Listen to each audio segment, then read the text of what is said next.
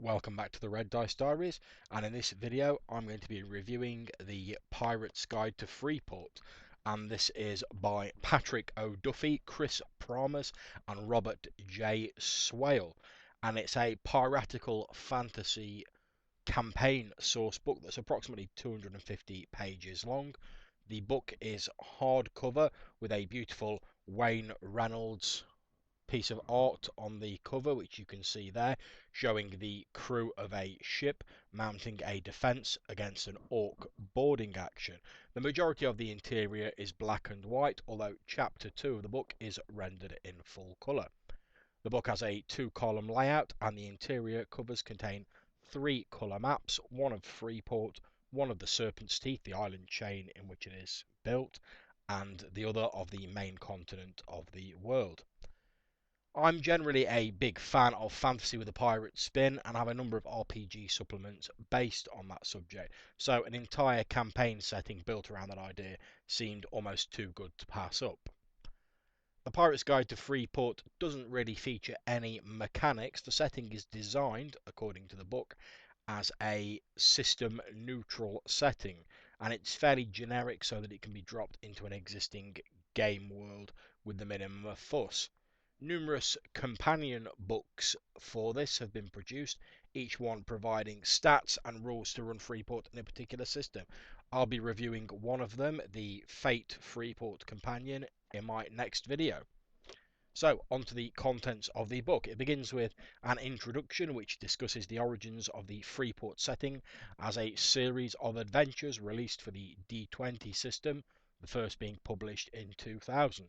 And we quickly move on to the first chapter, which details the beginnings of Freeport and its history up to present day, from its foundings on the ruins of a serpent people city known as Velocia to its modern day incarnation as a haven for buccaneers and a semi-legitimate nature. Back when it was first part of the Serpent People Empire, before humans settled there, a rogue cult of the Great Old One Yig summoned the Yellow Sign and performed a rite that summoned the Great Old One, destroying their civilization and sinking most of their island.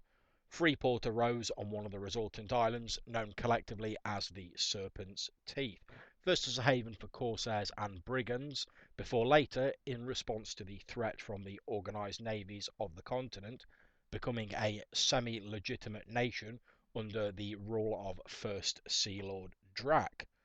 The chapter then goes on to detail the history of Freeport up to the present day, characterised mainly by a series of succession wars, wranglings between the Sea Lords and the Captain's Council, and a series of bizarre and unfortunate events which reflect the original line of Freeport adventures.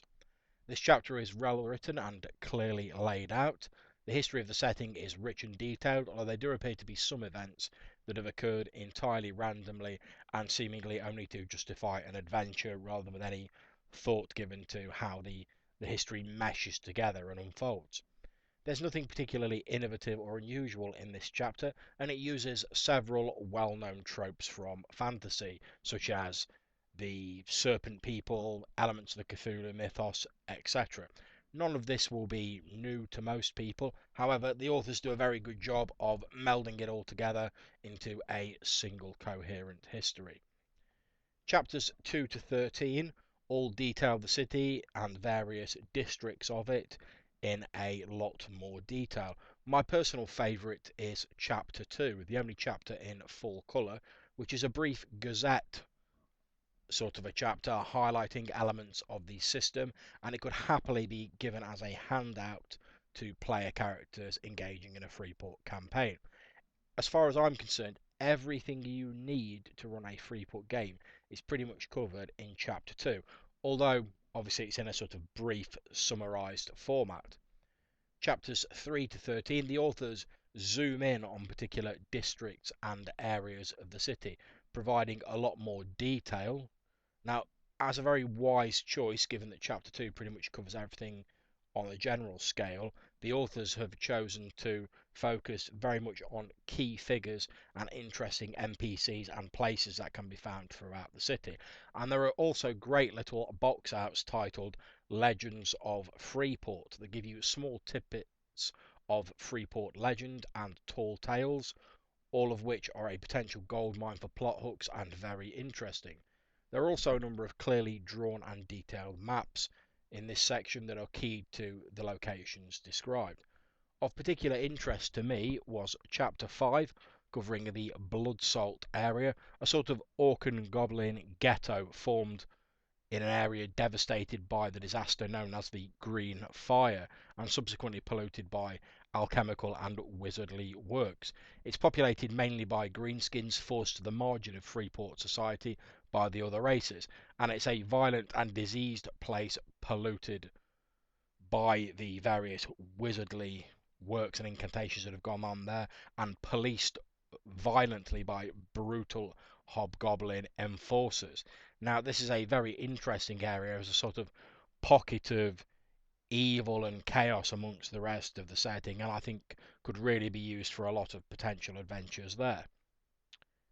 Chapter 13, titled Denizens of Freeport, covers the more important people who make their home in the port, i.e., the people in power or the main villains of the piece. There's nothing particularly unexpected in this mix of villains, vigilantes, city watch commanders, and lords on offer here. However, there are some little gems amongst the descriptions, particularly in the smaller write-ups, the sort of quirkier, lower down NPCs.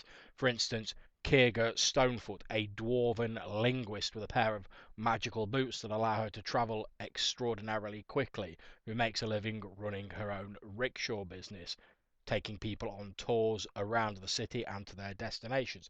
I think that's a great NPC and is just one of many of the lesser NPCs that has great potential for plot and could be a really interesting contact for your players. Chapter 14 covers the Serpent's Teeth, the island chain where Freeport is situated. And in effect, this chapter provides a fantasy mirror of the various island chains that were frequented by buccaneers and pirates in the real world. There are also numerous and often quite unsettling parallels to the real world in this part of the book, such as the Arvel Reclamation Project, where numerous greenskins and hobgoblins have been imported as slave labour from the mainland in order to reclaim the jungle areas that were devastated by the Green Fire, forced to work back-breaking hours wielding toxic materials for the good of their overseers. This chapter is extremely well written and doesn't waste words unnecessarily. It provides a brief overview of each of the islands, along with numerous adventure hooks and ideas connected with each. Chapter 15 is titled Beyond Freeport, and it provides a brief detailing of the continent, the main landmass in the world of Freeport. And again, this is all very well written in the Gazette style of previous chapters.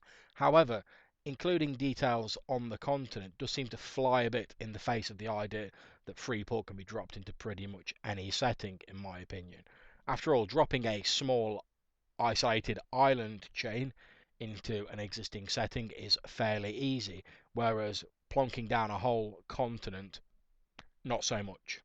Personally, I would rather have seen these pages taken up with a little bit more pertinent information or more plot hooks related around the Serpent's Teeth, and I think that references to the continent could have been left vague, allowing the GM of a particular game to apply it to whatever landmass they so desire that already exists in their own campaign world. Chapter 16 is titled Using Freeport, and this is possibly my most favourite chapter of the book, and it offers GMing advice on how to incorporate Freeport into your games and some advice on how to tweak the setting to your liking, whether this is just upping the amount of piratical activity, perhaps not having Freeport be such a legitimate nation as it is now, reflecting the earlier history of the land, or whether it's to taking it to fantastic extremes. One suggestion being that perhaps Freeport is a series of floating islands cast into the sky when the ancient serpent god Yig died. And all of this is very evocative and very well written. It offers some great advice on how to really make the setting come alive for your players. It's all very useful and will no doubt be of great help to GMs wanting to run a Freeport campaign. So in conclusion, Freeport is a very interesting setting. I'm personally a great fan of pirate style settings, and I enjoy the inclusion of the fantasy element that Freeport brings to the mix. The incorporation of a few mythos style elements, the serpent people and the cult of the yellow sign, to name just a couple, is also an interesting one, adding a subtle edge of horror and the supernatural to the game, something I feel is very much at home and part of the pirate ethos, especially when you consider the myths of things like ghost ships and pirate curses, etc. If you are looking for a pirate style fantasy setting, or you think your existing campaign could use a pirate flavour, then the Pirate's Guide to Freeport will certainly be useful. However, unless you have some of the system specific companion books, you may have to do some, admittedly fairly minimal, work statting things for your own system of choice. My main issue with the setting is simply one of the appropriateness and theme of the setting. A normal campaign setting assumes that you are going to spend a lot of time in it, hence why it's described in so much detail. However, one of the staples of pirate campaigns and other media, in my opinion, has always been that idea of travel to different places as a major factor. As far as I'm concerned, ports would be the interlude between thrilling seaborne adventures, where the crews of pirate ships make port, they spend their loot frivolously in whatever manner takes their fancy before they set sail again on their next adventure. I'm not sure, given that idea, that the level of detail in this campaign setting was actually required, and I find the chapters with the briefer descriptions that are more open to interpretation, such as the Chapter 2 Freeport Gazette or the chapter on the Serpent's Teeth, far more valuable for creating that freewheeling spirit of a swashbuckling campaign than all of the chapters that detail the interior of Freeport in more detail. That being said, however, the setting does provide everything you need for running a game set in or around Freeport, and if you're looking for a pirate style campaign with just a dash of fantasy thrown in, you really cannot go far wrong with it. So that's my verdict on the Pirate's Guide to Freeport. I hope if you've enjoyed this video review, you'll click on like and subscribe to my channel. We put out new videos every Wednesday. If you have any comments on the Pirate's Guide to Freeport, the setting itself, or pirate themed fantasy games in general, please feel free to add them in the comments box below or hit me up in the Google Plus links. Until I see you next time, thank you very much for watching and thank you very much for listening. Take care.